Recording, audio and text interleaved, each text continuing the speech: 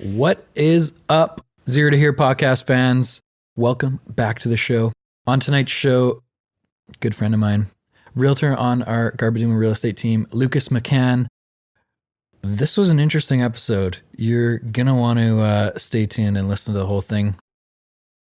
I'd love to hear feedback after you listen to this. Talk a lot about the simulation theory and how I'm pretty curious about it right now. Love to hear feedback. Shoot us a review. We would love to hear from you. And please, please, please subscribe.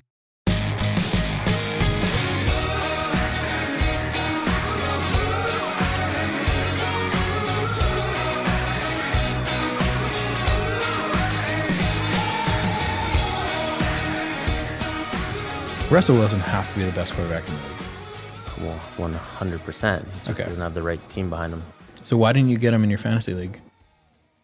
Well, because you don't pick a quarterback number one. If you do, unfortunately, it's not going to be Russ in the fantasy league. You would take Mahomes. If your number one quarterback pick and you're that's who you pick first, it's got to be Mahomes. How do we alter the fantasy score system to favor people that just win? What do you mean? People that just win, like Russ. He just wins games. Like his team sucks. Oh, I see what you're saying. And it sucked for 5 years. Yeah. But he just finds a way to get into the playoffs every year. I'm not very good at math. Should we derive our own We should. system? Yeah. Just winners allowed. Like we personally hand score each week? Yeah. Based on how we feel about the teams every week. 100. Yeah. I'm in. Let's do it. So whoever's playing against the Seahawks is going to get negative points. Like it just... Yeah, and it's obvious. Don't pick anyone that plays against the Seahawks that week. Yeah, if your punter on the winning team, your team, kicks a 60-yard punt, you get 1,000 points. Why are you so interested in the length of punts? I'm just saying. Just because the Seahawks have a punter who can punt 60 yards? He's unreal. I know. How fun is he to watch? I can't wait to go see him live. He is Weirdest thing. Have you seen his YouTube videos? Nope. Oh my God. On punting? Have you not seen this guy? Well, I know who he is, yeah. He's like a rugby player he has 9 He's different... isn't he Aussie rules? Aussie rules. Yeah. He has 9 different punts. Do you know this guy? I've never heard of this guy, no. He's played for the Seahawks. Is this his third season, maybe? Second I think or third? it might be a second. Second, I think it's second. When he kicks, he hits the ground first. No, that's not true. It is true. No, that's not true. What do you mean? He can do that, but he does not punt like that normally. Yeah, so he can do this. Okay, but so he bounces the ball and then kicks it like a rugby player. But most punters have this big follow through, right? Yeah. So they like follow through way above their head. His is just like a half kick. Yeah. Yeah, it literally is a half kick. But he has the power behind it in the distance. Yeah, but he's got 9 different kicks, so he can spin it backwards, spin it forward, spin it sideways. So then it's distance, and it's making sure he doesn't get knocked out by people coming at him. That's a different story. Right. What's his name? Dixon. Or Dickinson. I think it's Dixon. Dixon. Oh my God. We're doing this a disservice. Pretty sure it's Dixon. Seahawks Okay. Shit. It's Dixon. I'm Am I allowed to swear on 99% this? sure it's Dixon. I just swore on this. Can you bleep me out? No, you can't swear. Carl, we're going to have to start over. Are we going to have to start the whole podcast over? It just depends where I pick to start. I meant like the entire Zero to Here podcast. Rebrand? Yeah. Well, I think every episode. We do a PG brand or what? My dad would not like that. I actually ran into my dad it was Vinny's birthday. It was Vinny's birthday, so my dad was there. Sunday? Friday. And I can't remember what How old's happened. Vinny? Vinny's 39 now. Ooh. I remember 39. No, you're how old are you? I am 38. 39. You're 39? My big 4-0 is this year or in January. You're kidding. I won't be here though. Where are you going? I don't know. Somewhere else. I'll be there. Sure, you can join. It might be Hawaii. In January? I haven't chosen where yet. I'm thinking about going to Hawaii in January. There you go. You should come. What island? I think if we go, it's going to be Kauai. Because apparently it's pretty epic for what we like to do. Go hiking, running, like outdoorsy stuff. And Talk to Jamie. He's been there a couple times. Yeah. So we've been looking right now at, you can rent trucks with the tents on top. And so you just go to beaches and you can camp.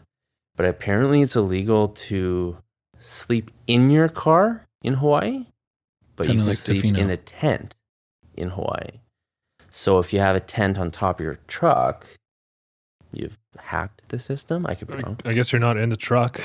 Yeah, exactly. So You can put a tent in the bed of the truck, Yeah. but you can't sleep in the bed of the truck. you can't sleep inside the vehicle of the truck, Oh, inside the vehicle. in the cab of the truck. That probably Apparently. just prevents like sketchy people, I guess stuff like that. I mean, you're in Hawaii. You How is made it it any there. different? I don't get it either. So I don't know. Maybe there's like preventing like conglomeration of like multiple cars and like people who don't have homes just like starting their own place. I don't know. Do most people that live on the street have cars though? I don't know.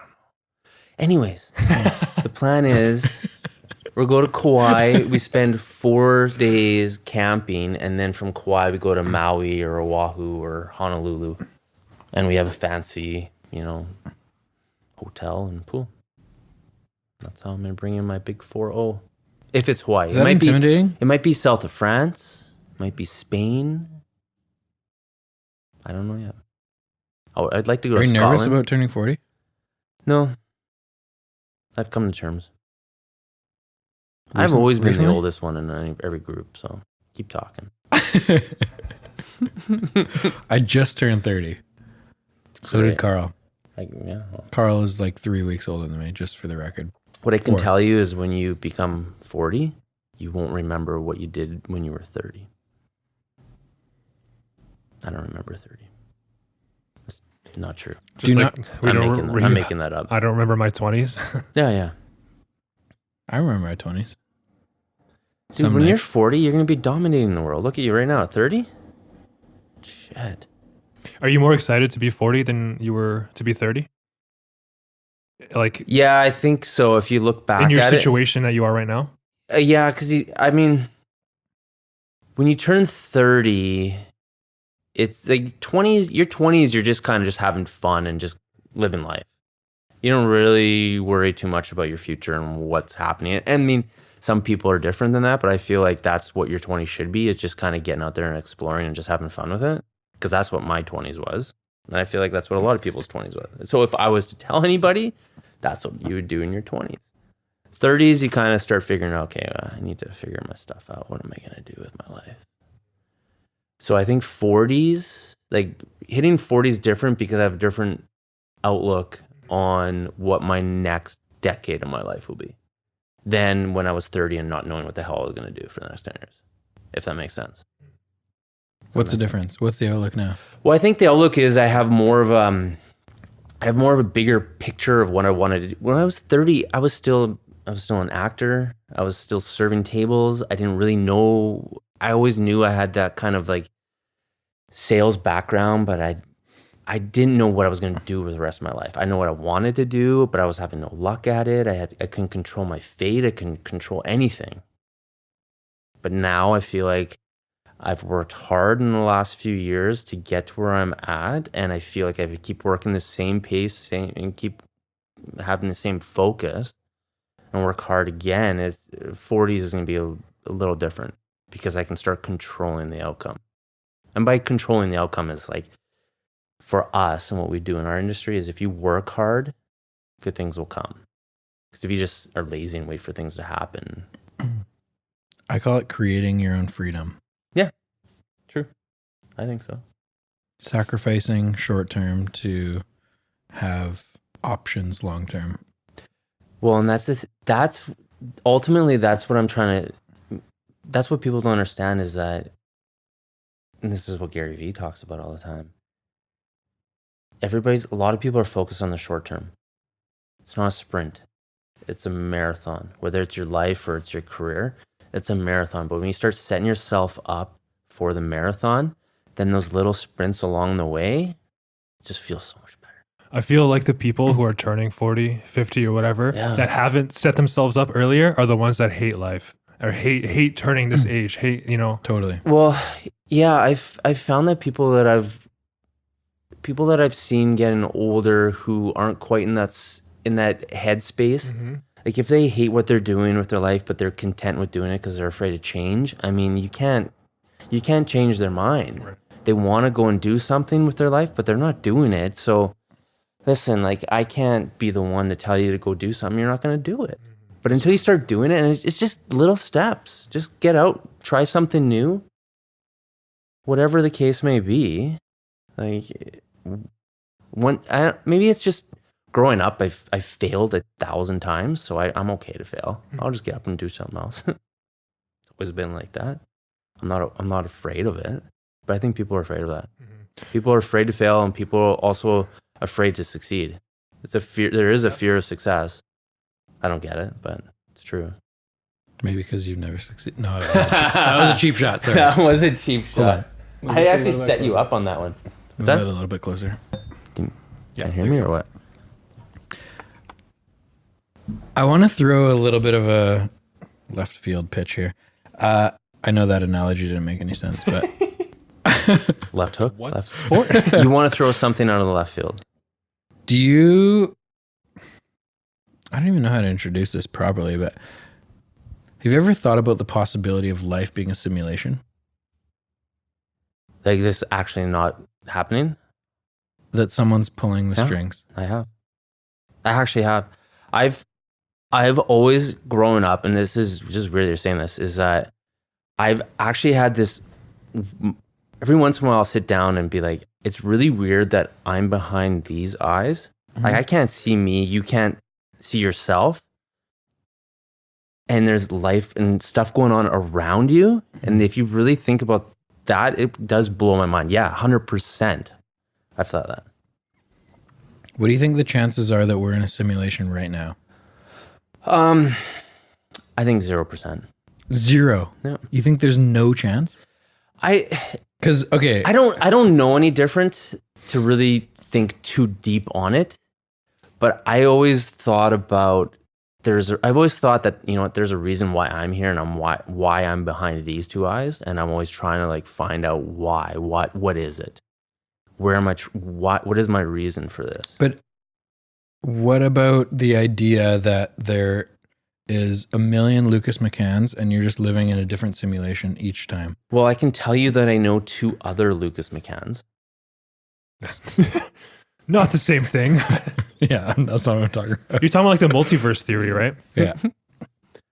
Yeah. So And there's the black holes, and you start getting into the Yeah.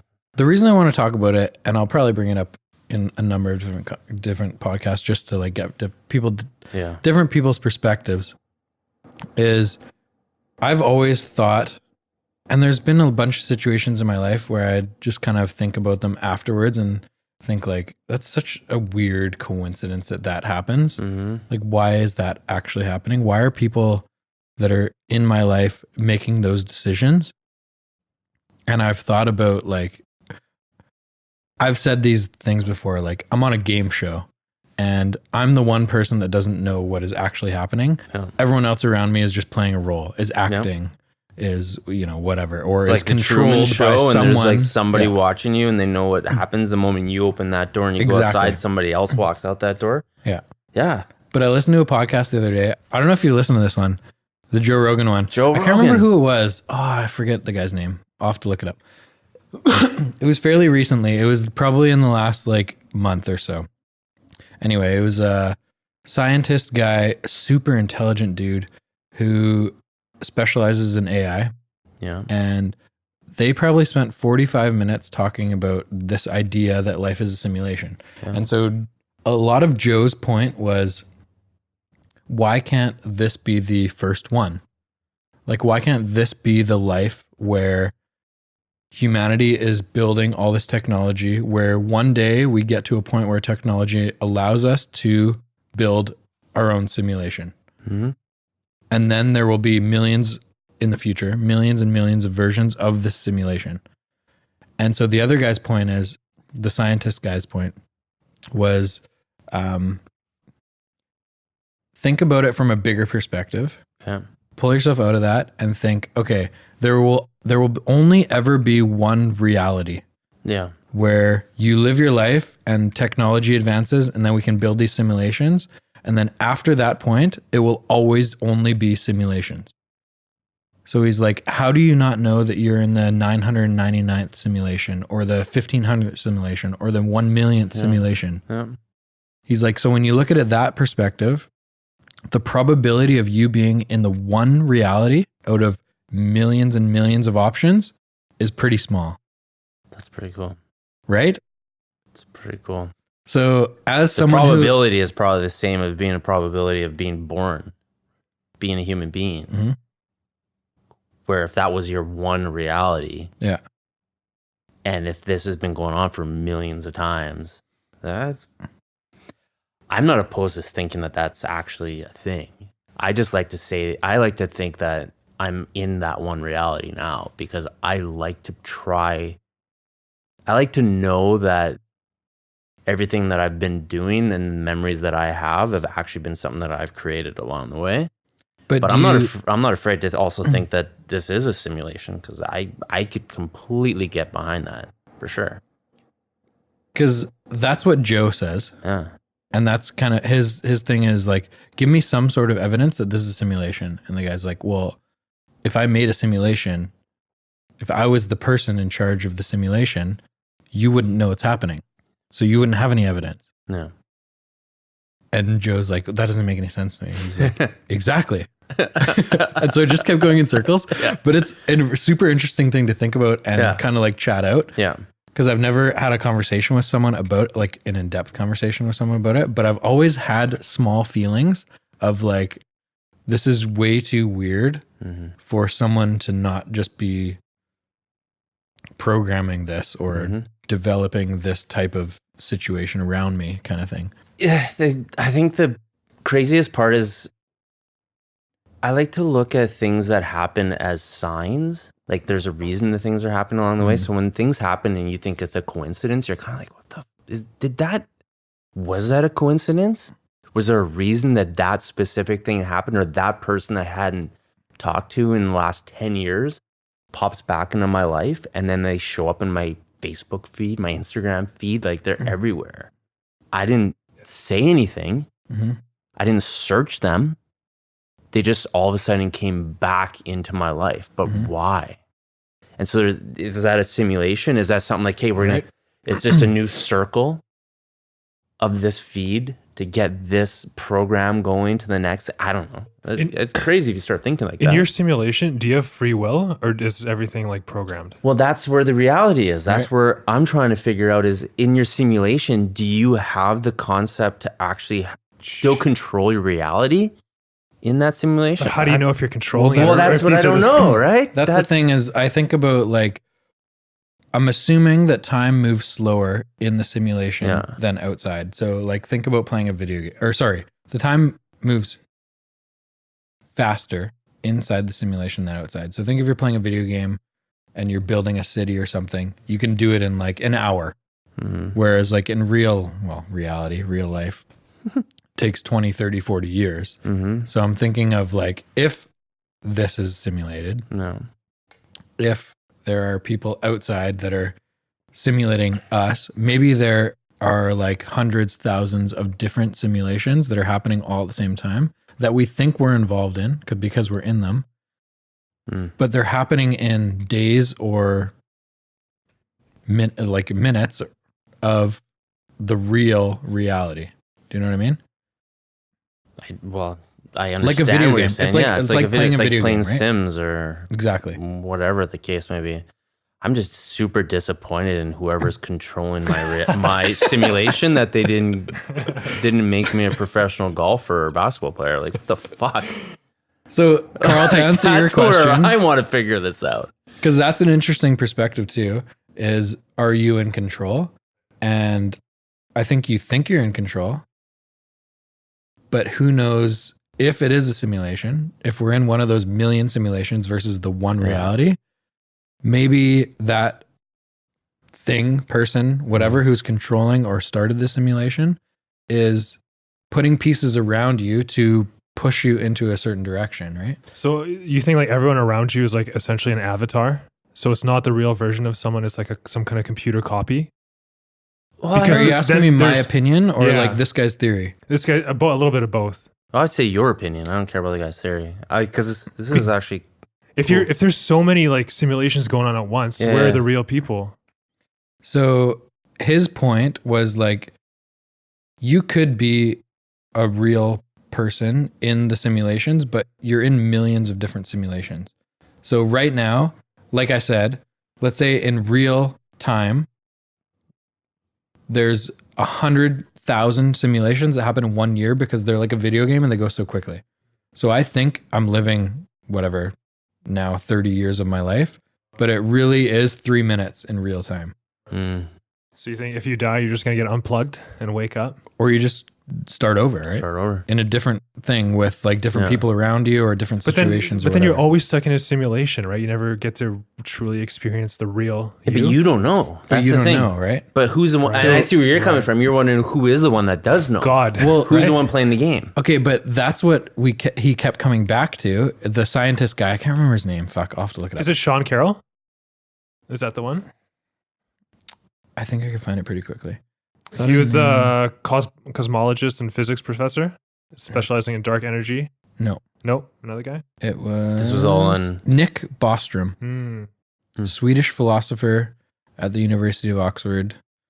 Known for his work on existential risk, human enhancement, Have you ever? superintelligence. Yeah. Have you ever had the thought though?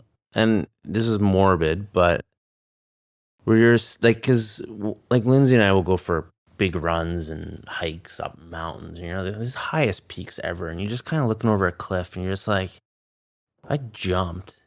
Would I wake up? I've had that thought. Mm-hmm.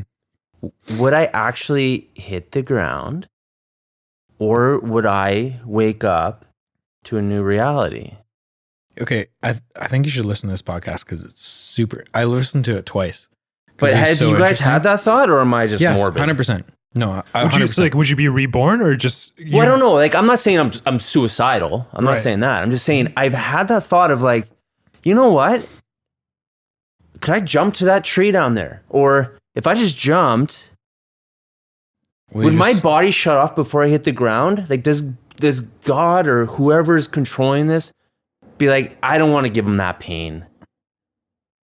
You know, and I wonder, or did the people who do this and then they survive are like, oh shit, that wasn't supposed to happen. So now he's got like minus 5% life, but he's surviving. Like, it's weird. I wonder. I've had that thought. I heard like when people are like close to death or whatever, they get a high release of DMT. Have you heard of that? No. So it's almost like a psychedelic. So like what you were saying, I wouldn't be surprised if you just I Like, don't it's know. just like something running through their Yes. blood that like, It's in everyone's body. Everyone has it, but you can Okay. also externally take it, and you just trip crazy. really? It's the ayahuasca shit. It That's is? what. Have you heard of that? Yeah. like No. in Brazil and stuff. Yeah. No. Yeah. You've never heard of ayahuasca? No. You got to listen to more Joe Rogan. He talks about it every second podcast. Okay, so is this a pill? Is this a No, like it's a, they process it from the bark of a tree, so it's kind of similar done to like cocaine, but it's called DMT, dimethyltryptophan. What? Yeah, and it's in all of our bodies, and it's a psychedelic. And apparently, like near death situations, or if you're close to dying, your body just gets filled with it. So, I guess make the transfer over easier. I don't know, but like you said, if you're falling, maybe the stuff activates, and you don't. And that's what I wonder. Does it just like does it hit? Thank you. But like the thing is, I'm open to all this stuff, and I know what my strengths are and my weaknesses are, and I'm open to hearing this stuff, and I'm open to be aware of this stuff. But I'm not open to like learning the chemistry and the science behind it. But I would love to listen to Right. it and hear people's opinion on it because that's the cool. drug or simulation stuff? No, just in everything like this. We're just talking right now. Like Joe Rogan stuff. Joe Rogan's awesome what he talks about, and he's fucked because he does a shit ton of drugs and goes into like hyperbolic He's done it chambers and just floats to go into a different mindset. He doesn't do that much though. No, but he has. I think he used to. Yeah. Which is crazy. But he just because smokes his weed mind now and goes into But the- for or him to eats get into gummies. that, and that's so cool. Is like if you look at like have you ever done mushrooms? I have, Yeah, how was that? but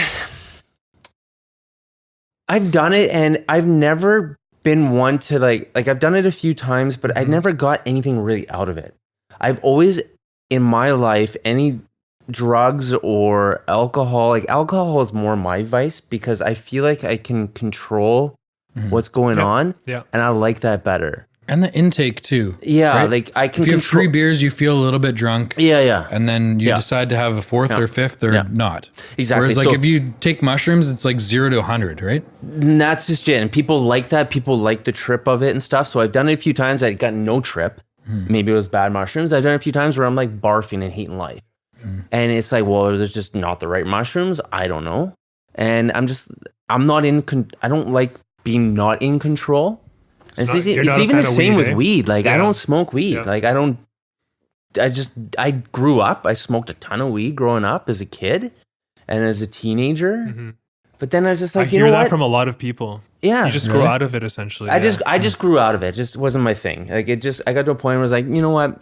Because the same thing is the intake. Like I know that if I have a beer, I can have another one. I'm okay. I can control it, but I can get hammered and have fun and be like, take it to the next level if I choose to, but I'm choosing to do it. I'm not basing that intake and letting that drug make that choice for me. Right. And I don't like that. I like being the one who makes that choice to get to that next level or to just calm down and just get comfortably numb. That's really what it's all about, especially with alcohol. It's just be comfortably numb and chill, maybe open up and just like see what's going on.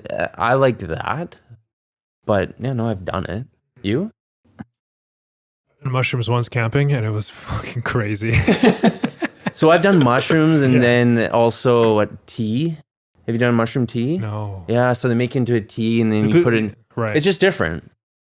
And like, I don't know, maybe I got high out of it. Maybe I just got a point like, I don't like this, get this out. Right. But it affects everyone differently too. And that's right? just it. I think you get to a point where, and it's like that with every drug probably, drug. is there's certain drugs that people really like and that's why they sticking work to better it. for you or worse, or Yeah. your receptors, all that. Yeah, exactly. Now, you? No. Mushrooms? You haven't done Smoked weed mushrooms? like 3 or 4 times. Oh. I'd say You've smoked weed 3 or 4 times, that's it? yeah. Uh, I'd say Twice with me. 75% that's, a of them. different, that's a different age though. like- 75% of them were with Carl. yeah, but you're 30, so it's different. Like It was just my upbringing was Yeah. different, right? Yeah, exactly. My family was super conservative. Also, I was like crazy involved in sports, so I was told by my crazy conservative family that like drugs are bad, they're gonna hurt your athletic career, all this bullshit. So I just like didn't care. Yeah. I had no desire to do it. I didn't even drink till I was 18, till university. Yes, not me. I think I started my first drink. I was 14. It was cider. It was peach cider, I remember and I got like a grower's peach cider. it was Grower's peach cider. That's embarrassing. Our friend his brother was 4 years older than him, so he had fake ID, and he looked identical. They looked identical. So he just had his brother's ID. He would go and buy us booze. 14 years old. Just walk in, just like walk out with stuff. Like, holy shit, this worked. He had his passport. It was all like ragged and stuff, but it looked like him. And they looked identical. It was crazy. But it was peach cider. Oh my God, was I hating life the next day. I don't even drink that stuff anymore. All because of that one time. What was my first drinking experience? yeah. I think I was like 15. My parents were having a party upstairs, and like the kids, It's usually parents because you have like, we we snuck down a bottle of Polish vodka. fill it with Which water one? after or what? Zhubrowka. It was like the bison grass is in it. Okay. Ooh, yeah. Time out. I It's know that really one. nice. Can we bring this to the next podcast? Is it available here? Oh yeah. Oh yeah. It has grass in it, right? It's a single blade of Yeah. grass. Yeah. You know, Does that have a buffalo or something on bison. there? Bison, yeah. You know what's I've up. seen it. You know I've what's seen up. it. Yeah. And that shit will sit you down. And that was the first shit I've drunk, and it was awful. Really? Yeah, it was crazy. That might be the greatest line That of all shit time will on the sit Zero you Year down. podcast. I want to take a picture of you saying that. Like, that shit will sit you down. Straight face, too, Carl. I want to. Well, hold on. Can we get shirts that say that shit will sit you down? It's just Carl, me Yeah. mugging, big beard. That shit will sit you down.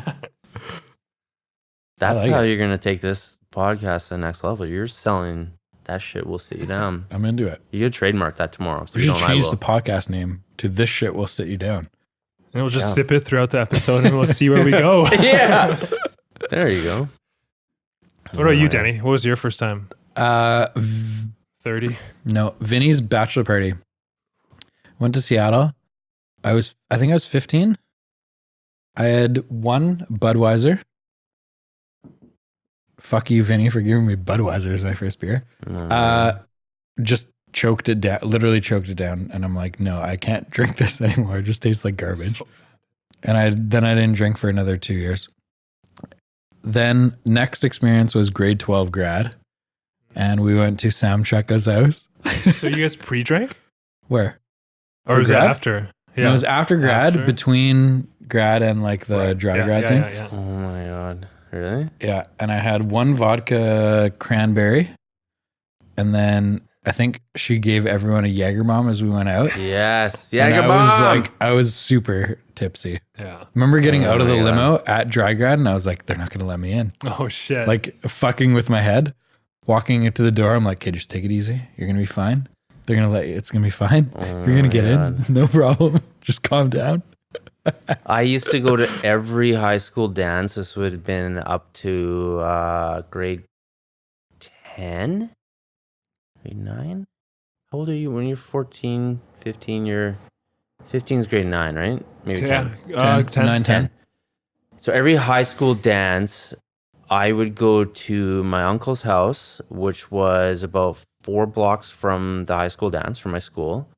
Because I lived when Victoria, I went to Mount Doug, but I lived out in Triangle Mountain. I don't know where Triangle Mountain is. So where Belmont was, and it was like it wasn't supposed to happen. Like if I lived out there, I was supposed to go to Belmont school, but I went to Mount Doug because I went to Richmond and Lansdowne and Mount Doug were all within the same catchment as I grew up. But then when I got into Mount Doug, we moved. And so Belmont started making this big fuss because of basketball that they wanted me to go to Belmont and I wanted to go to Mount Doug because Mount Doug was where my friends were going and that was the basketball school. And they almost got me suspended and not letting me play basketball because Belmont wanted me to play with them. So they were trying to throw this whole wrench in the system that I can't even play ball. So anyways, four blocks away from school is my uncle's house. And so every high school dance, I go to my uncle's house with a 6-pack of beer and I timed it. If I had a beer every 5 to 10 minutes, just pound a beer. Every 10 minutes. Yeah. That's so quick. I'm doing 6 beers within an hour. I'm not going to be, I got myself to a point of like, I can have this and I can get to the dance. I'll get in. And then once I'm in, I'm like, fuck, let's go. Party. Let's dance. Because they would search you. You couldn't bring it in. So it was like, how am I going to do this? This is when you were 15? Yeah. What beer were you drinking at that time? I don't know. What were the Lucky options? Lager, even? baby. I don't know. On It the wasn't island? lucky. No, it wasn't. Like, I wasn't. It probably was like Kokanee or something. Because this is like, what, 1974? 62. right before the war. Back in my day. No, I don't it's know. like, what, late 80s? What are you talking Early what are 90s. you fucking late 80s. Oh my God. I'm still bugging him. Take it easy. Holy Okay, you were born in Christ. 1980? Yeah. So it was 94. All right.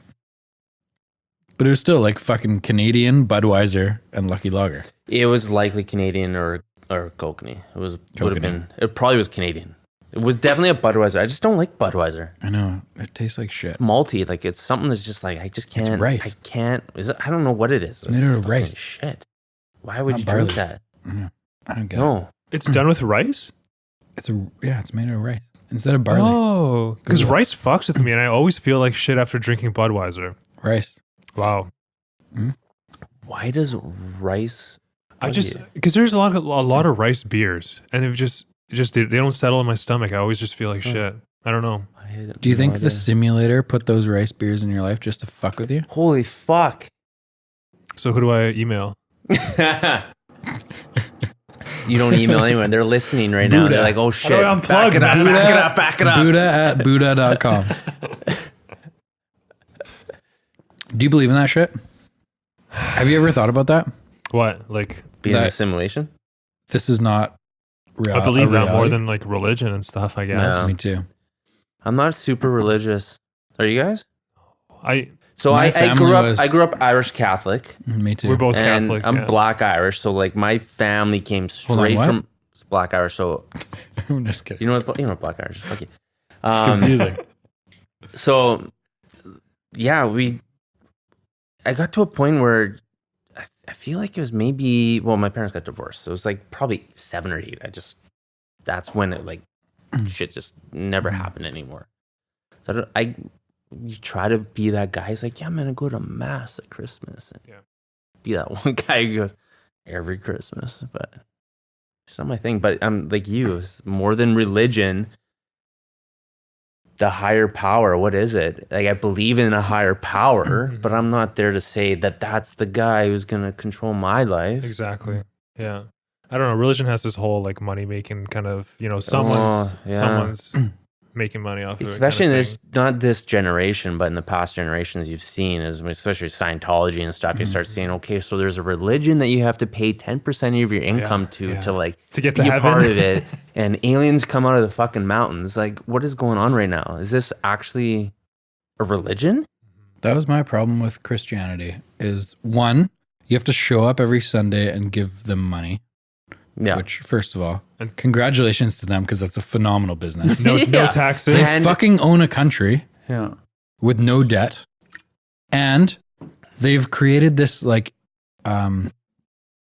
tourism with it that people just come there and give them $150 to walk through their fucking church. Yeah. Good for them. You know, Honestly, great business. Good for them. Yeah. Oh yeah. Second, most closed-minded people I've ever met in my entire life. And that is what really turned me off is, Yeah, it was either this way or the highway. well, there wasn't options, right? No, exactly. It was like, when you're in this situation, you have to do this. You have to, like, and it was to the point where I almost thought that it was a cult. And I thought that I was like being dragged into this thing, and I'm... Well, some would say it is, and you don't want to I tread don't on doubt that water, it's not. but was this Catholic or Christian? Catholic, yeah. Catholic. So that's You what I guys didn't you're like about Catholic it. too? Yeah. That's what I didn't like about it is, one, great business, but it's a business. Yeah. And if people don't understand that it is a business, Someone is they're part of the profiting. cult. That's the Congratulations. reason it exists. Exactly. Well, that's just like I have nothing against it. Like, be religious. I think but the it's idea just not behind me. it, Like, yeah. sorry, but The philosophy, the idea to like, their golden rule shit of like treat people the way you want to be treated. It's a good way to live your life, but you don't need to be part of this business to to treat people nicely. I heard like in the medieval ages, like people would just kill each other, do whatever, right? So religion was kind of brought in just so you have a little bit of a moral code, right? So it kind of introduces right and wrong. But then like these days, like we don't need it. It's just, there's so much more behind it that you don't get out of it. Totally. Because there's things like the internet and social media where if you do something really poorly, it's not hidden anymore. yeah, it's weird because maybe just the way I've been brought up, or maybe because we're Canadian and it's like you kind of want to tread on some water, like some people that are super religious and I love them, and Do you though? it's just not my thing. Your age? Do you know people that are super religious? I do, yeah. Really? Eh? Yeah, I do know people who they go every week and it's their thing, but they don't bring it on you as like, Right, they hey, don't shove you it down need your to throat. like. They still you're still a part of their life, and it's just that's what brings them down to being. I don't know what it is. It's for me. I'd rather run in the trails to Yeah, get my 100%. release and Yep. bring my Exactly. mind down and be more with the earth or whatever the case is, just to clear my mind in my rights or wrongs or whatever the case is. That's where I go. But some people want to go and have that and The whole community kind of thing. and some people want that, and that's fine. I have Right. nothing against that, but just don't push it on me. Is that what it is? Is it feeling like you're part of something think bigger so. than you? Yeah. Especially when you're like an adult working 2 jobs, you don't have much time to go out and meet people, right? So you just go to church every Sunday, you have your friends, and Yeah, it's just a network yeah. of Maybe things. I being don't in know. a, like, Vancouver's not a big city, but like a bigger city for Canada. Maybe we're just surrounded by people, so we don't need that kind of stuff anymore. I get, and like the internet and all that stuff, it's just so much information out there. You kind of compare religions and you just, I don't know. I think it is a big thing though, being in like Vancouver or Toronto or Montreal. Maybe if you're in a small city, if you're in the a middle small of like city, I Manitoba mean, like you're or not something, going to Because everyone's thinking the same way, right? You're Yeah. not exposed to these other things. Yeah, I mean that's where you're going. It's like going to the golf club, and you're gonna go golfing every Monday. Well, every Sunday you're gonna go to church, and like it's a way of life. It's a little different, especially probably for some of the small town Americas and stuff. Totally. Football's life on one day, Yeah. church is life on the next day. Like it's just. But I mean, for a city like this, it's so different. There's so So much culture. multicultural, too, Like yeah. it's crazy. You walk outside and everybody's got their own thing going on. Everybody's. Do you know many people our age that are super religious? The only Because people I'm that trying are, to think of one. That's what and I'm saying. The only people that are religious are doing it for their parents or for some family member. Yeah. Yeah. I've like people that are just fully It's a invested. facade, But though. maybe if you look at this right now, that's the difference between me being 10 years older, Right. and I have a group of friends who are, but I'm not involved in that. Like I'm still great friends with them, and obviously, and we hang out, but they don't bring me into that. But I know they are. They're super religious. They're going every Sunday. They're doing their thing. But maybe they're doing it for their friends or for their family. But you guys might be at that generations that's starting to really pull back and say, Totally. you know what, I'm too busy. It's like my brother is 40, Yeah. and well, he has 6 children, so He has obviously 6 kids. Hold on. Yeah, you're behind the 8 ball here, Lucas. Vinny has 8 No, kids. Tim. Oh, Tim's much more religious than Vinny. Jesus. But he's pretty religious. He still goes to but church. Hold on. I'm behind the 8 ball? In terms of number of children compared to Tim, yes. Who says I have to have 8 children or 20 children? God, I don't know. Fuck. Anyway. The Master Simulator has chosen me not to have one at this moment in time. The Master Simulator has chosen me to confront you on this issue. Wait, so whose simulation are we in here? I don't know. Joe Rogan's, I guess. I feel like this whole podcast is just going to come back to the simulation at the end. Yeah. Everything I said didn't come from me. It came from the simulator above. Maybe I'm a robot. Who knows? Anyway. Religion. Religion. We just went religious. Should we move on, Lucas? We should move on. Where are we going Mm, before we get too religious? I still have simulation questions, but I feel Sure. like they can come up as we move Okay, along. done. Sure. Real estate. It's easy to bring simulation into real estate because there's a lot of things that confuse the fuck out of me in real estate. Especially now. 2019 is a much slower year. Okay, yeah. So it's a much slower year, yet I've taken a step back and I looked at it, and I'm actually having a better year this year than I had last year, even though it's a slower year Number per of se. sales. Sure. But it's really tested my patience. It's tested. Why is that? I Hold on. Is the slower year testing your patience, or is the person running the simulation testing your patience? I think the person running the simulation has decided to see how much patience I may have in a slower market.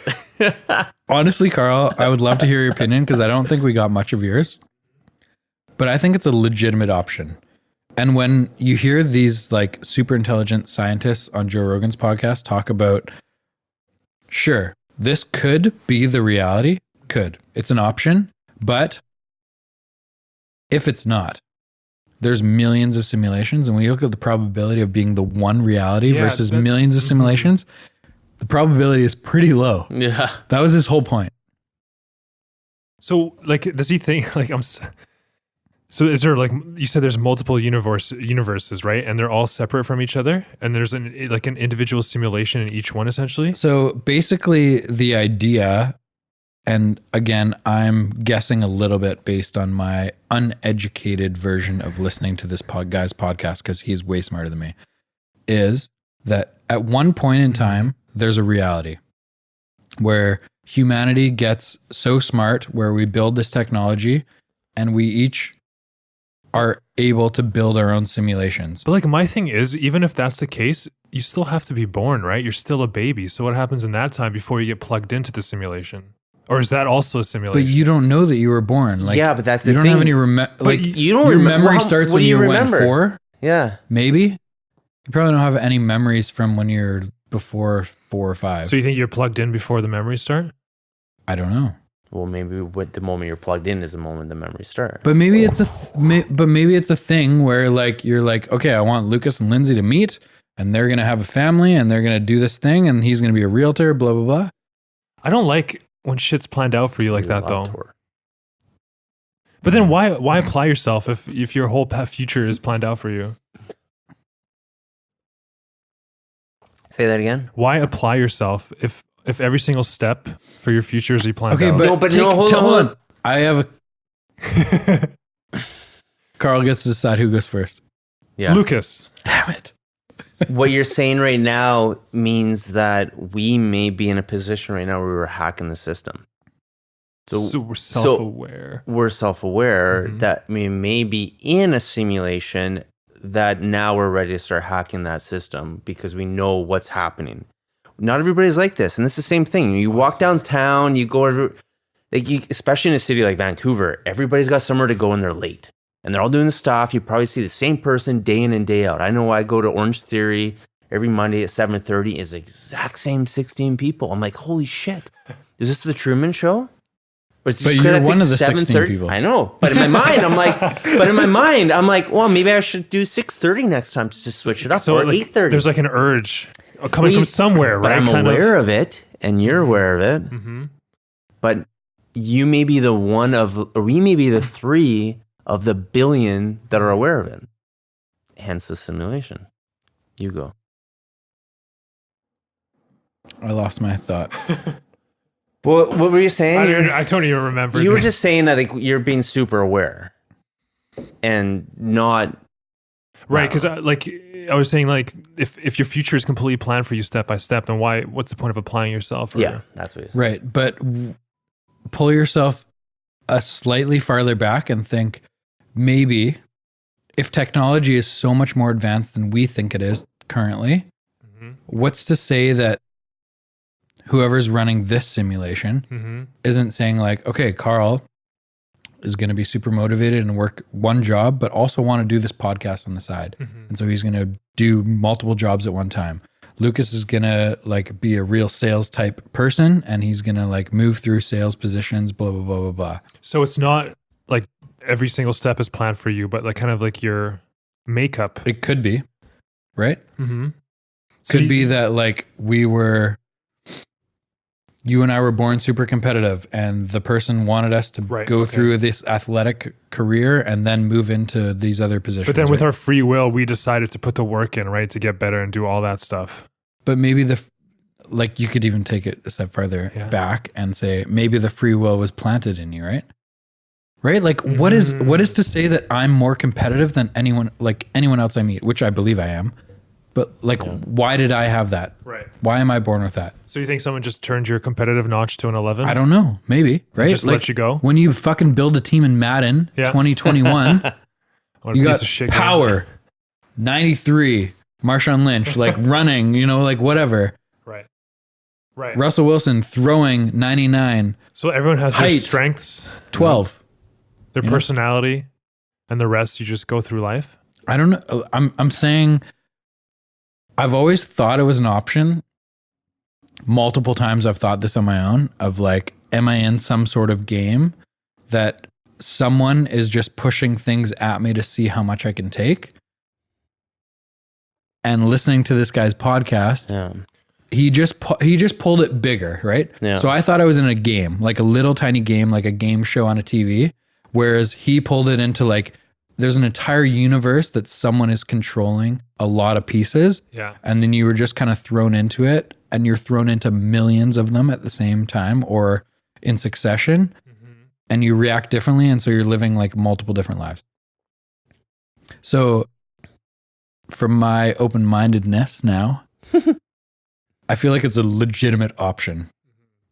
And I don't know what the answer is. I would love to think this is reality and we're starting this and this is the first generation of podcasters ever, but maybe this is like the 1,027th podcast generation, saying. Right? I would like to think it is the first two, only because I think we're open to the thought that is a possibility.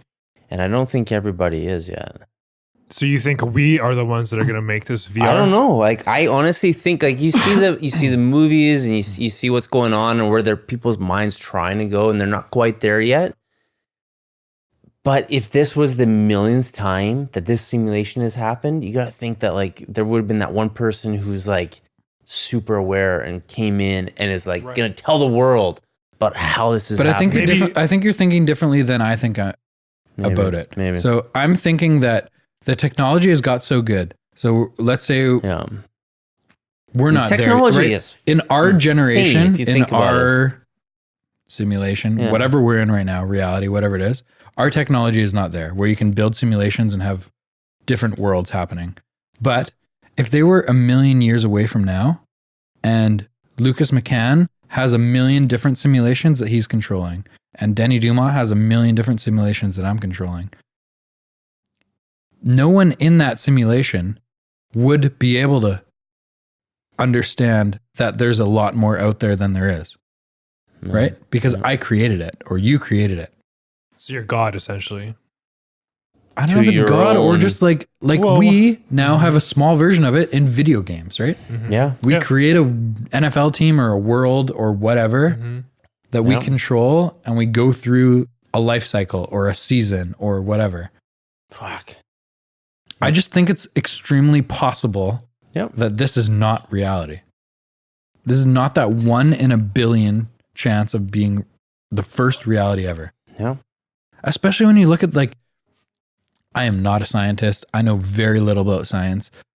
But when you look at, like, how ridiculously big the universe is and how many different solar systems there probably are that we don't even know anything about. Infinite. Right?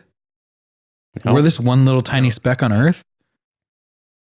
No, how many planets have we even been to? No. One? We've been to Mars, that's it? And the moon? The moon. And the moon. Well, the moon's not a planet, but that's it. Everything's too far away. Right? So we don't even what know. else is maybe there's fucking billions of other different simulations on Saturn. Like, who knows? Do you believe in aliens? Or some kind of life form? Other forms of life elsewhere? Yeah, 100%. Do you think there's But is that the simulation? Right?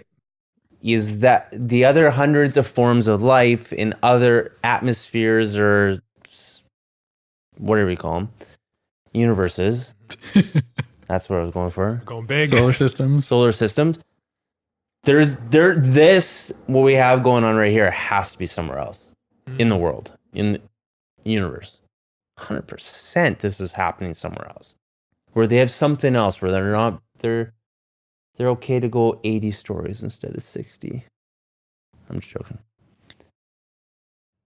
This has to be going on somewhere else. Mm-hmm. You don't think that? I think absolutely it has 100%. to. It has to. And they're also trying to search for people. It could be insane. Can you imagine the aliens if they finally find each other or just other human beings?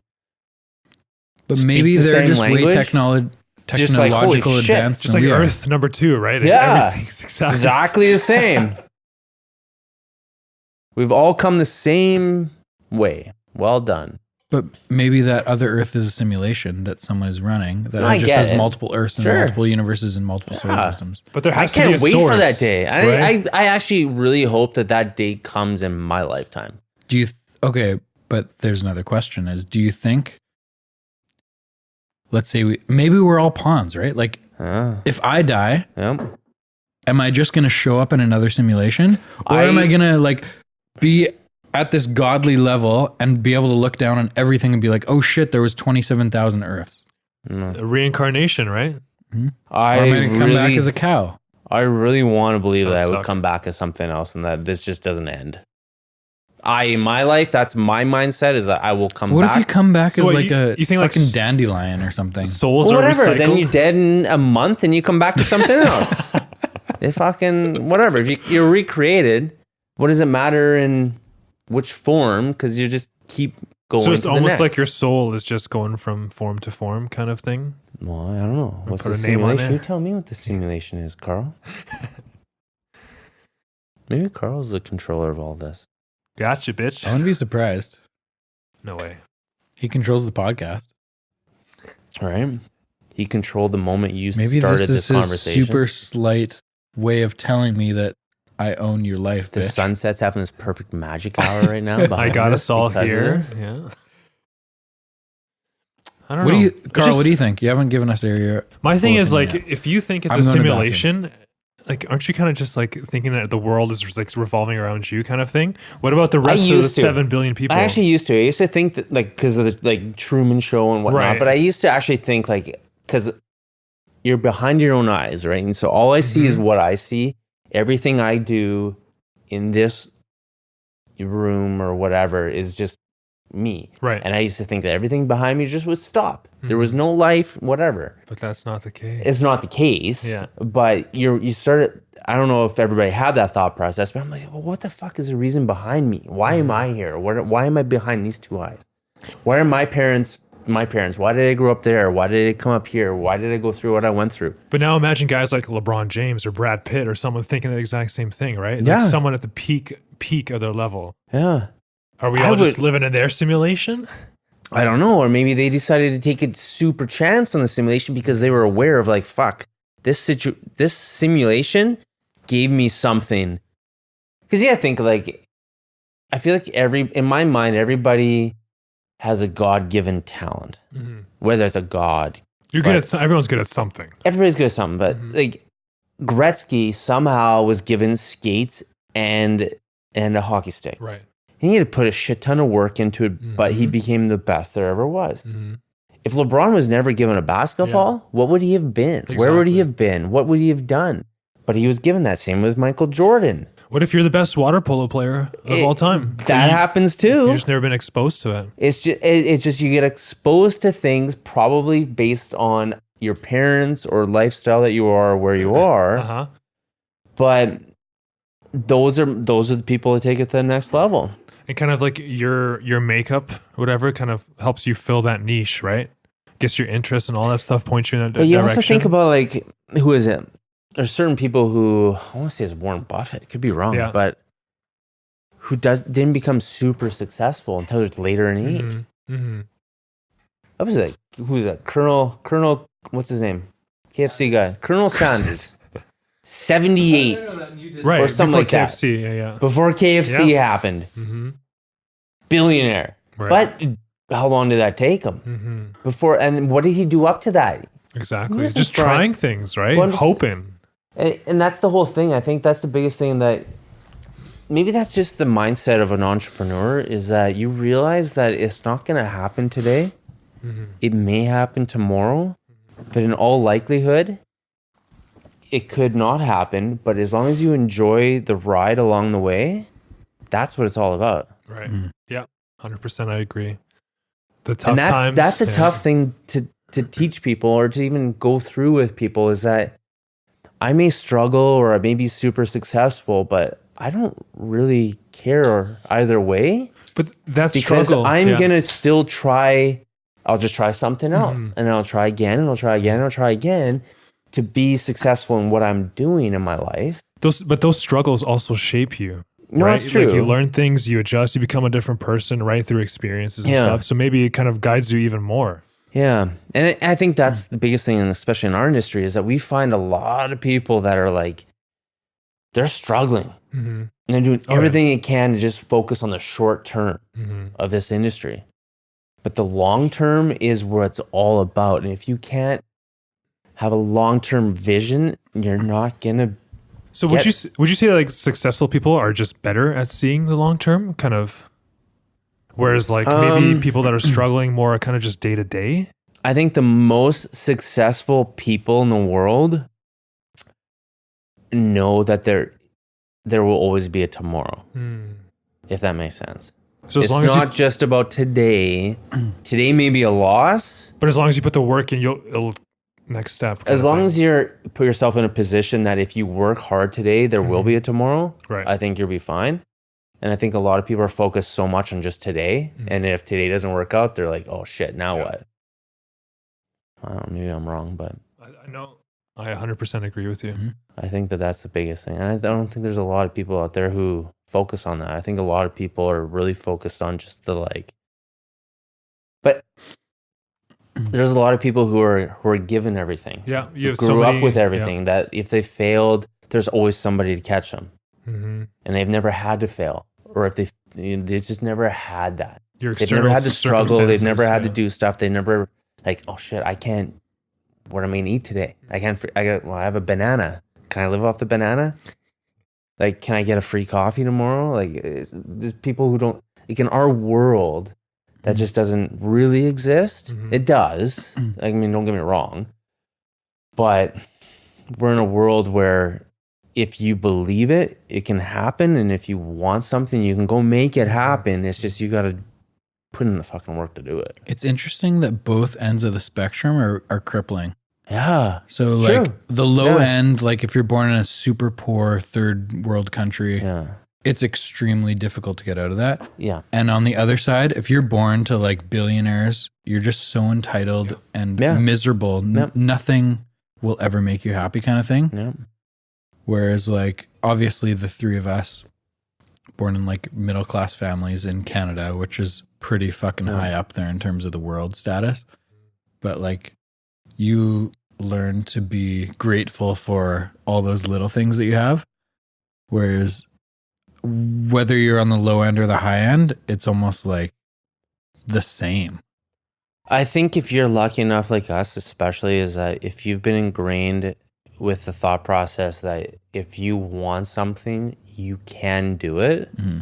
You just got to go do it. It's not going to be given to you. But that's not everybody, especially in Canada, even in Canada. I mean, we may have three of us in this world, like here right now in this room, that believe that, but that's the reason why in this simulation, the three of us are together. Because we believe that. We believe that whether we're in different successes in our careers or different stages in our careers, we all still believe in each other to get to where we want to go because we have the same mindset. And there's other people in the same careers and what we're doing that are just like hating life. Why am I doing this? Doing something super wrong, but still doing it, or they've failed and walked away. Like that, we were saying, 14,300 realtors in the city. It's gotta be low. And like a few months ago, 10,000 of them had 0 deals. And of course, a lot of those people just are holding a license to hold a license for their friends and family or for the like, I'm a realtor. But what are the actual numbers? I don't know. But going through what we're going through, you gotta think like, holy shit. I must have gone through my last 10 deals dealing with people that I'm like, oh my God. I'm holding people's hands through transactions. What does that I'm teach? writing people's deals for them. Like, you're not doing this right. Where are you going with this? I feel bad because I know my fiduciary duty is to my client, but holy Christ, you should probably not be that person's agent. And maybe I shouldn't say that, but Do you think, okay, again, I'm going to like look big picture. Do you think this is just like a weird challenge that the simulation is putting you through I think to one, learn, because it's a ridiculous learning experience going through a slow market, but two, to educate or to be like a helper? I think that if there was ever a time to learn to be successful or to become successful in this, like, let me say this again. If you can become successful in the last 3 years that I've been a realtor, you're going to be okay. Because when the market gets to where it should be, and it'll always kind of go in circles, I know that my last 3 years have not been the best years that Vancouver's had. And I've had to struggle, but I've always had the focus because of the other stuff that I've done in my life. And I've learned and I've become a little bit more successful at it. And I've seen what other realtors are doing. I'm glad. I'm so glad that this is what has been thrown at me, because if I can survive this, then fuck. But what's the key in a slow market to moving through it, to getting through it? Well, the ultimate key is patience. It's patience and it's seeing the big picture. But pull yourself out a little bit farther. So Yeah. we're talking about long-term thinking. Yeah. In a slow market, sure, we're doing deals weekly. Yeah. But what are we doing outside of deals to build brand long-term? Rather than thinking, where's my next deal coming from? How are we thinking, where's the next 20 years from it coming from? It's relationships and it's communication with other clients and whether they're our clients or other clients, is that we're creating a rapport that people trust in us with our information that we're giving them. Mm-hmm. Because we may be giving them information that they don't like, but then they start to realize that that was the right information, whether it's today or tomorrow. They understand that we have their best interests at heart. We don't have our best interests at heart. We could just tell them whatever we want and have probably 200 listings right now. That's a bit excessive. Well, think about it for a second. Maybe it's not 200, but we're not trying to, we're actually giving people the realistic outcome of where we are right now here today. Mm-hmm. And by giving them that now, it's up to them to make that choice of whether they believe in us. But how many people have we had who a few months down the road say, okay, I tried it with this other realtor, it's not working out with them. What do you think now? And we have to go back and have a different conversation because the market has shifted and people are so focused on just like trying to get what they can for the short term. Does that make sense? Mm-hmm. I just like looking at the opportunity in any situation. So slower markets to me mean, one, we have more free time. So we can improve the things that we don't do well currently. Yeah. Which there's a handful of things that we're working on right now, like reaching out to past clients more often. Mm-hmm. Like building a new website because ours is fairly dated in our opinion. Like improving social media. And starting podcasts and things like that. So obviously starting a podcast today is not a return on investment tomorrow. No. It's like a 20-year, like it's a long-term thing that one day again, it's just like building content on Instagram and Facebook and platforms on the internet. For me, it's a great opportunity in a slower market to build brand long-term. And I think a lot of agents are looking at it so short-term right now. Thinking, oh shit, 2019 sucks. What am I going to do for 2020? Yep. Whereas we're like, let's get through 2019 because we're going to fucking crush it in 2025. Well, that's what I mean. You're focused on always looking forward and building the small blocks along the way for the future.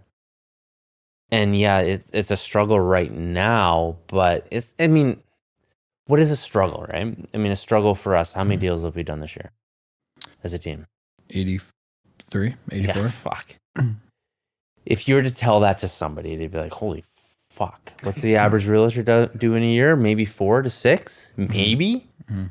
Like, we've done a shit ton of deals, but it's not about that. And that's in a small, declining market where there's a lot going on. But we've built a lot of reputation and a lot of trust, where I really think that when the market gets to that point where we're like, okay, we're back to 2016, 2017, it's that market those clients that went through the tough time are really going to refer us and give us that referral because we help them through a really tough time, and they know that no matter what, we're going to really help people through that great time. So like, once again, you guys are planning for the future, right? Always. You're not really worried about what's going on right now? Always, we stay in the present, but it's not a sprint. No, for sure. And there's a lot of agents who are like say something comes up and they have a client and like they find a place, they will try to stuff something down your throat that they think that is right. And you need to be realistic and be realistic to that other agent. Like, listen, Right. I see where you're coming from, but listen, we've priced our place where we know the market is right now. So don't try to come $150,000 below. Where did you get that number? Right. Because like you're saying some realtors would be desperate to sell, right? That's kind of where it's coming from. Well, yeah, some realtors are really focused on just like, I need this deal to happen so that that's the next paycheck. Mm-hmm. But some of them just aren't educated in the market that we're in, and they may be from Abbotsford buying in New West. Right. Like, just don't know. Mm-hmm. But they're taking their clients' thought process. Like, this place is $500,000. The market's shit. Give them $300,000. Where'd you come up with that number? Well, my client said I need to write that. Well, maybe you should have educated your client and say, like, I mean, that's just me being really petty. I have to go to the washroom. You talking about my pettiness? I still want to hear Carl's opinion on the simulation. Oh God, back to the simulation. If it's a simulation for you, what's going on with the other 7 billion people? Are they also live in one? But who's to say that 7 billion is just not one simulation? What do you mean by that? I mean, maybe there's a million different 7 billion simulations. Yeah, but then who's the real person? Are they all just like avatars, like I was saying earlier? Could be. Fuck. That goes so deep. Right? Like maybe you were put into my life to like start this podcast. I'm not even real. I just disappear as soon as I walk out the front door. Have you ever thought about it like that though? Yeah. Before today? I like that. Like, yeah, I have 100%. So what thought process do you go through? I can't separate, like, why am I living through a simulation? Wouldn't everyone else be living through one also? Like, but maybe everyone else is living through their own. But like, then some people's simulations just suck. Could be. If you're born in a third world country, you know? But maybe okay. One option is, yeah, it could be. Mm-hmm. Could be like in the last 200 million years, there's been 200 million Carls. Right. And every single time you're in a different situation, and it's just like, what's the outcome? Right. And you think you're living 90 years or whatever, but it's actually like 6 minutes of time. In the real world. Right? Yeah. And maybe there's a million different or a billion different Carls. Mm-hmm. There's Amy's and Lucas's and whatever. Or maybe this is the first one of all time. Right. So we're the ones that are supposed to build the machines. It could be. But the probability of this being the first and only reality is pretty small when you look at it like that, right? So how do we find out who's going off the balcony after this? No, but that's one of the things that Joe Rogan says is like, we've learned all these things that Chester. like, if I shoot you, you die. Yeah. Yeah. If I jump off a balcony, I die. Okay. So there's rules to kind of the simulation. But it seems like... But what happens to that person who does that? Who happens to the person who gets shot? And who happens to the person who jumps off the balcony? Do you ever meet the real you? Or hold on. This is even better.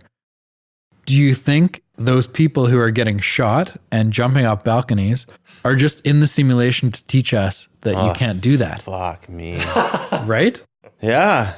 No, 100%. But then again, I feel like we could have so many conversations about this. There's who's so an many ways avatar, to go. who was just put in to be in your world, and who's an actual real simulation. Mm-hmm. I'm going to throw up, guys. This is crazy. It's so interesting though, right? Yeah. Well, I love the thought of it, because if you can't think like that, then, I mean, again, maybe it's wrong to think like that for some people, but I mean, I love that thought process because what I loved about it is that I've had those thoughts in my head. Yeah. So it's super interesting to hear someone on a platform like Joe Rogan talk about it, who's super educated. Mm-hmm. And then I pull it back to my life and think, okay, well, I've thought all these things before. Let's think about it even bigger. Yeah. And then I want to hear other people's opinions on it. Fuck. So how do you break the simulation? Well, that's the thing is, are we in the simulation or not? Right.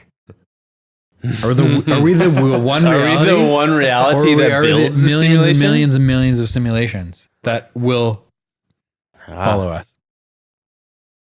Fuck, I don't know. I think Chester needs to go for a parachute ride. Dude, don't break Chester. Will he break? I'll jump before Chester jumps. Chester is not jumping. Is he jumping though? Mm-mm. It's a simulation. We don't know. Mm-mm. Can you imagine if you just threw a rock out that window and it just like bounced off a screen? No, I have done that. I have done that, and it doesn't end You well. throw rocks off your balcony? Not rocks. I don't want to admit what I've done, but there's been projectiles off the But balconies. that's like, and they do smash. They do. Yeah. But maybe that's a simulation. That's maybe the that's simulation. the guy. So whoever, gravity is a woman. constant. Yeah. Yeah. That's it. That's teaching I me a like the lesson. thought right? process though. Like, I like that there's 3 of us in this room right now who are on the same wavelength of that process because it's just And I'm not advocating that this is No. 100% fact, right? No, and we're All I'm not. saying is that I think it's a legitimate possibility. But isn't this what religion is? You're just like kind of trying to figure out the bigger picture of why we're here. well, yeah. You're looking back in the past and trying to create what potentially could be a future. Isn't that what religion is trying to prohibit, though? What? The Trying future? to suppress? Is What change?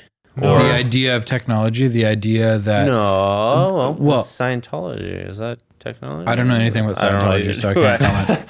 Tom Cruise. I know specifically Catholicism, really, Christianity. But like Christianity is like you I don't live know what one life, you die, then you go to heaven. Whereas like if it's all simulated, if there was one reality 1 million years ago and now there's billions of simulations, you're living millions and millions of different lives in different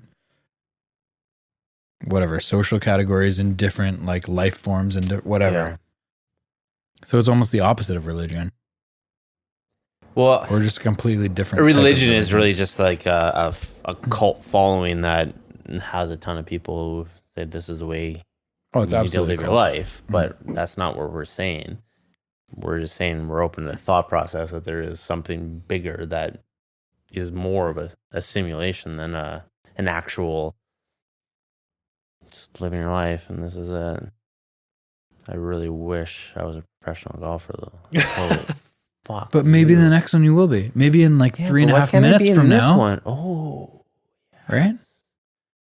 it may have taken me 40 years to become a golfer in 3 minutes. Now we know Lucas's true passion. He doesn't give a shit about real estate. He just wants to Don't be a golf. golfer. I just want to be a professional golfer. Fuck.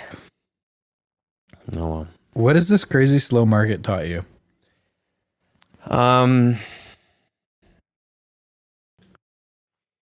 You know what? It's taught me to be more, patient, but also to not be, it's, I don't know, fuck, I don't even know what you would say. Like it's, every single deal that I've had this year has been a bigger production. I would wait, like last year, this time, you put something up, open house, Monday you take offers, you get accepted offers, a lot of them are subject free, you move on to the next one. Now it's about communication, building rapport with your clients and making sure that your clients understand through your communication of what's going on, showing them a reality of where the market is and making sure the expectations are all relative. If that makes sense. And like I think if it's taught me anything, it's just taught me how to be more realistic with my clients and how to be more patient with those who I'm working with. Let's talk about communication because I think that's been extremely important this year in any normal. I don't think this is a slow market. I think this is a normal real estate market. I don't know any different, And- but I still don't think that this is a slow market. This is normal. Yeah, sure. Regardless Everybody will of say it's what slow, industry but it's you're normal. Yeah. if whether you're selling fucking, I don't know, 0.5 millimeter click pencils. Do they still have those, Carl? Is there salespeople for that? Mechanical pencils. Can I do it on that side? Mechanical pencils. Thank you, Carl. Wow. Or speedboats or houses. Mm-hmm. Communication is super important. Yep, 100%. The biggest thing I've learned in the last few years, I'd say last 2 years. I'd say I've gotten really good in the last year, but in the last 2 to 3 years, I've understood that it's different, is that every single listing appointment, every single conversation is completely different. Yeah. So if you're a salesperson, whether you're in real estate or speedboats or clickable pencils, if you have an agenda or what is the right word for a script? A script? I don't know. If you have some sort of script going into a presentation, you will always fail. Yeah, you can't do that in this market. It's not in this market, but I think for us in general. Any sales though. Yeah, it doesn't matter what the market is. No, that's just it. Is that and maybe me and you are the same in the fact that like I don't go in with a script. You don't go in with a script. We go in and we listen to what's going on. I go in with the complete opposite. Yeah, 100%. I wing everything. I do too. That's exactly how I am. Is I'll go in and we'll just shoot the shit, see what happens. We'll wing it. We'll listen to their needs, and then we'll refine the conversation because it's really about where they go in. We already know the numbers. So we're coming in with an educated educated answer on what their place is, where we are, what the market is, what's been selling, what hasn't been selling, what it's been selling for. We already know the numbers. We do this day in and day out, but we're going in and we're listening to our customers. We're saying, hey, how are you? What's going on? How'd you hear about us? I want your thoughts on this. Yeah. This is the way I approach every single listing appointment. Mm-hmm. Start with questions. So I want to know what's important to someone. 100%. So often I'll ask them, is this the first time you've sold something? Yeah. If the answer is no, I am extremely excited to hear what their last experience was like. Yeah. So my next question is, when was your last sale? What was your last experience like? So they'll be like, well, we sold a condo 6 years ago. We either really enjoyed the experience because of ABC, or we really did not like the experience. We didn't feel like the communication was very good from the agent. We felt like blah, blah, blah, blah, blah. Yeah. So you have a little bit of a plan though, kind of what you want to go through. My only plan, Carl, going into a listing appointment really is to ask a couple questions early and then go off of whatever they say. Right. Okay. So, for example, a condo in Burnaby a couple weeks ago. First question was, have you sold before? Yes. Amazing. What was your last experience like? We weren't really happy with the communication. We were on market for like 3-4 months.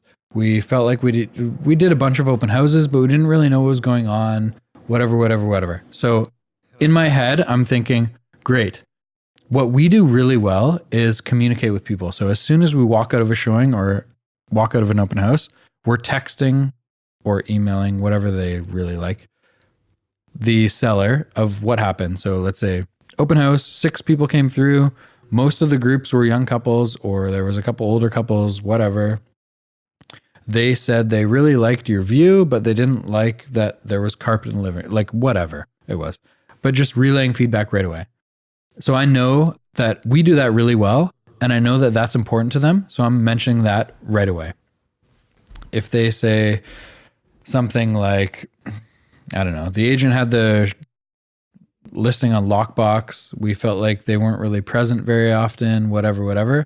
I'm saying, amazing. We don't use Lockboxes. We show up for every single showing. We feel like it's really important to educate people as they come through the door on what is happening in the neighborhood, where the nearest coffee shop is, where the schools are, whatever. So my whole listing appointment is based on what that person says in that first 1 to 3 questions. Yeah. Let's say maybe they thought the agent doesn't really use the internet. They didn't market that well. We felt like we could have got more exposure. Perfect. That's what we, And that's where your focus is going to go. Exactly. Right. So I'm going to talk about what we do well, regardless. But in a 1 hour meeting, if someone says they really felt like their last experience was poor communication, I'm going to spend a lot more time on communication and how we do that well, rather than our social media ads. Whereas if someone is younger demographic and really values online representation of their property, I'm going to spend more time on what we do there. Yeah. And that's the ultimate thing is there's a lot of companies in this industry who they just do one thing. Right. That's it. They're just like, this is how we do things, A, B, and C. We do things like, A, B, and C, or CBA. Like it changes per client, per need, per place, per neighborhood, per complex. Like it really does depend on, hey, this complex is really going to be a downsizer complex. That's just what this drives. But we know it well. We've been here 1,000 times. And we've sold here 1,000,000 times. Like we know that this complex is going to draw this person. This is who we're going to market to. But we can't do our marketing through this. Or hey, like this is where we're going to focus on because we know it's going to be a first-time home buyer who's going to be a younger person. We're going to focus heavy on Facebook and social media ads. Like is completely different. Well, that's a good example that we get as a concern often is that we're younger people in the industry. Yeah. We're in our 30s. And if someone is selling, let's say we're meeting with a 60-year-old couple that is selling a condo that 80% chance the buyer is going to be an older downsizer couple. One of their concerns is like, how do you attract older people? You're 30. Right. You don't have those types of clients. And so in that first question, we're understanding like what they want, what they're looking for in a realtor. And then we're expressing that, yes, well, we have social media to target specific demographics of who we think the buyer is going to be. Let's say it's 45 plus for this building. We can send out a specific ad targeted to 45 plus that is looking in this area. Also, this is our neighborhood of expertise. Like we know every single agent in this area. A lot of people that are selling homes and wanting to downsize to these condos live in this area and they want to stay in this area. So we're emailing every single agent that we know in this area, which is all of them because we work this area. So we're specifying, targeting our listing appointment, our sales pitch, our, all the things we do well. We're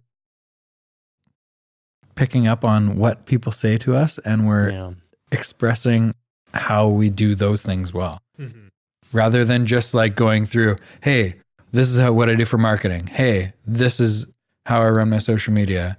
This is how I run open houses. Yeah, you're not going with just like the blank, like this is it. This is how we do things. We're willing to adapt to every customer there is because we know that that's how to be successful in this industry. Right. To be successful in this industry is, you want to have communication, but at the same time, you need to understand that every client has different needs. And that's what I really feel a lot of agents don't have. The absolute most important thing I've learned about sales in the last 5.5 years is listening is the most important thing by far. Nothing else is even close. No, it's true. 0 things are close. Marketing is not close. No. Negotiating is not close. No, it's true. Anything is not close. Listening is the most important thing by far. Yeah. No, and I 100% agree. I really think that, our clients range from 19 to 85. Exactly. Like that's a huge ass range. Like the 85-year-old really wants you to put an ad in a newspaper, but you really have to make them understand that like newspapers are non-existent, but in this market or in this industry, but what we're going to do is we're going to market to that downsizer of this place who's going to look at this in a specific marketing aspect and build that trust and understand. They need to know what's going on every second of every day. So you have to talk to them 4 or 5 times a day of like, hey, this is what's going on. This is what's going on. This is what's going on. And it's not, I don't mind doing that. Like I like it because I'm always in communication with them. How are you doing? What's going on? I'm going to come by the care home and drop off some wine. Do you think that 85-year-old was put in our simulation just to test us? I wonder that sometimes. I do wonder that. And then I get into the conversation with them, and I'm like, yep, 100%. Let's see how you fucks do with a newspaper ad. Can you imagine? When was the last time we did a newspaper ad? Have you done a newspaper ad? But like newspaper ads still have like a sell section, right? Yeah, I know. That is so out of my world. You're paying what, $100? More than that. I think it's more than that. Let's say $500 to put a newspaper into a fire and light it. Like nobody's looking at that. Remember Auto Trader? We have people Do you call remember us Auto Trader? all the time. Do you buy Auto Trader or buy a truck anymore or a car? No. Do I buy cars? I buy cars, yeah. Yeah, but do you look on Auto Trader? No, I don't. Do you buy the... Yeah, exactly. It doesn't exist. No. Yeah, you don't do it. Why would you buy your house through a newspaper? Right. This is what I'm getting at. Sorry. Simulated. Carl, I'm serious, man. I've thought about this a lot. And this podcast put into perspective for me that this is a legitimate problem. So you just come home after work and you're just like, oh my God, we're in a simulation. I'm fucked. No, I don't think that. You're like, I how think do I I still take get full to advantage decide. of this? Yeah. No, I do think I still get to decide. But I think that Just the there back of is your a mind. high possibility that things were put around me to put me into where I am now. So like if sometimes you get tested and you kind of realize it. Mhm. That's deep. You don't think that? Am I the only fucking one out there that thinks this shit? I need to listen to that podcast, dude. Fuck, Joe really, really was aggressively thinking that this is reality. Oh yeah. He's so open-minded, right? That's, to me, seems fairly closed-minded, though. To thinking that you were in To a thinking that this, simulation? no, to thinking that this has to be reality. Basically, his position was, I need evidence to show me that this could possibly be a simulation.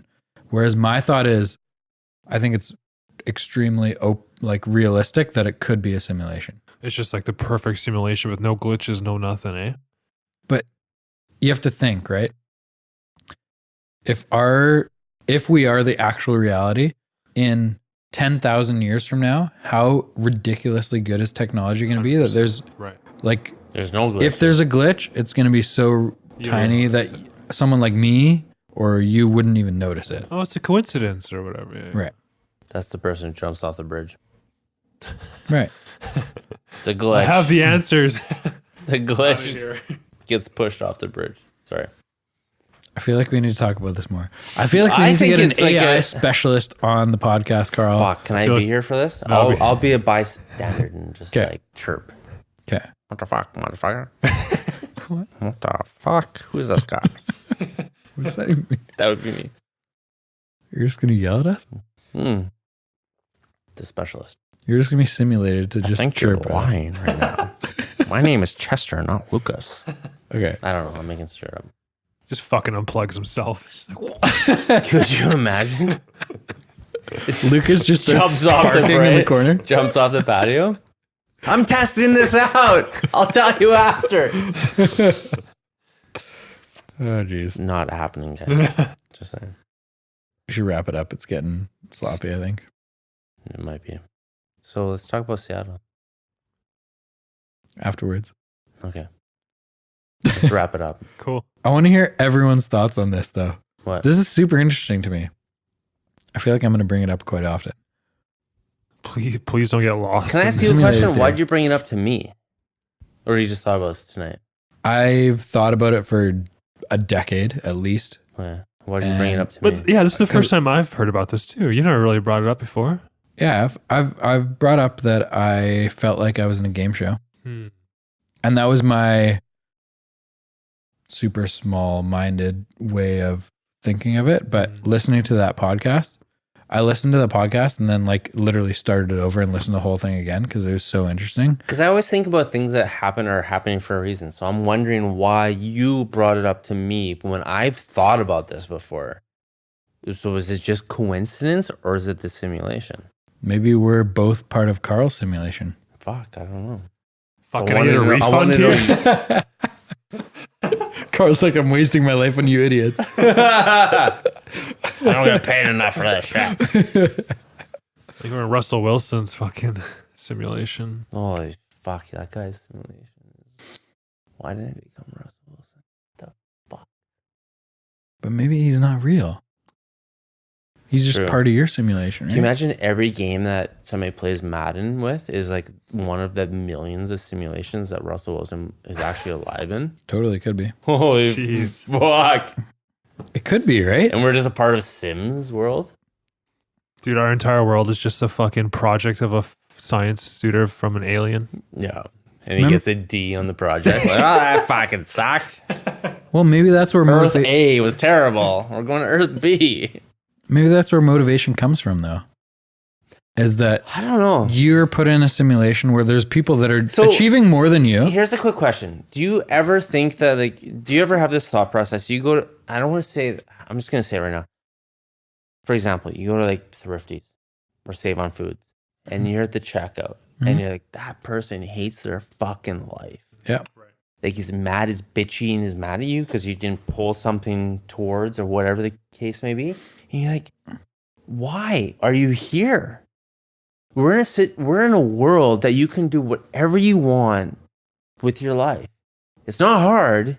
If you want to do something, if you want to make more money, if you want to do something else with your life. But what it's is it? just- Hold on. What does that make you think for yourself, though? Because for me, it makes me think that I'm really lucky to have this train of thought that I can push myself to get better. Right? It does. And if I hate my life, I will do other things to make myself happier. Right? Yeah, but there's a part of me, and I think the same thing as you, but there's a part of me that's like, fuck, I feel bad because I feel like, I don't know why. I feel sometimes, maybe it's not that person, but maybe it's other people in my life that I'm like, fuck, you can do so much more. And you've always wanted to do this. Why are you not fucking doing this? I can't be the one to make you do this. But why are you not doing this? You have the skill set to do it. And I think I see that in other people that are angry and hating life and doing this stuff and are at those stores or whatever. And you're like, fuck, you just settled for this. But I see in them my other friends who aren't where they need to be. But I can't be the one to tell them or to But why do guide you them. think they need to be somewhere else? Like, Because I know they're not happy. I know for a fact that some of them are not happy. They're not where they want to be. but why is it up to you to decide? No, it's not up to me to decide. I'm saying that's not up to me to decide. I'm saying that I know that they would be so much better if they make that decision for themselves to make that choice. Okay, backtracking slightly. Yeah. What if they were put in your simulation to push you to keep wanting to progress? It's true. Then I'm good. I'll keep moving forward. Again, I don't know. Thanks, Sensei Duma. If I was to look at the percentage, I would probably at this point in my life say 50% reality, 50% possibility of simulation. Yeah, I like it. But it's really easy to look at those types of situations and think they were just put here to keep me going forward. I like it. Right? Yeah. I like it. Do you think your ability to see that is nature or nurture? What do you think? Do you think you just... No, I think that Denny and I come from two totally different backgrounds, though. I Because think- it is nature and nurture. Like, Denny, you come from how many? 5 kids? Well, I think my nurture pushed me the opposite way. So I think this is my Yeah. ability, nature wise, to pull myself out of the nurture. I was never Because the nurtured. nurture to me was so conservative, so close minded. So that's a negative aspect. And your nurture got you out of that, you're saying? I think so. My nature got interesting. me out of Yeah, it. which is different Right. for me. I'm an Right. only child, so I grew up just like having to take care of myself. As soon as I was 12 years old, I was living on my own. And that teaches you problem solving or sorry, skills. 14 years So old. your right? upbringing Living on my own. pushed you into So yours is being more nurture. independent and on your own. I don't right? know. I just had to be on my own. I had Yeah. no choice but to like, oh, I hear mom calling me. But that's Just go. nurture, right? Like, Your external factors. You're Yeah. not given a choice. Yeah, Yeah. exactly. Well, So that's complete the opposite of you. I think so. That's very interesting. which both brought us to the same kind of mindset, which is cool. The simulation does not mess around. I like it. I like the simulation. That's it. Mind blown. Carl's mind's blown. I think we're out.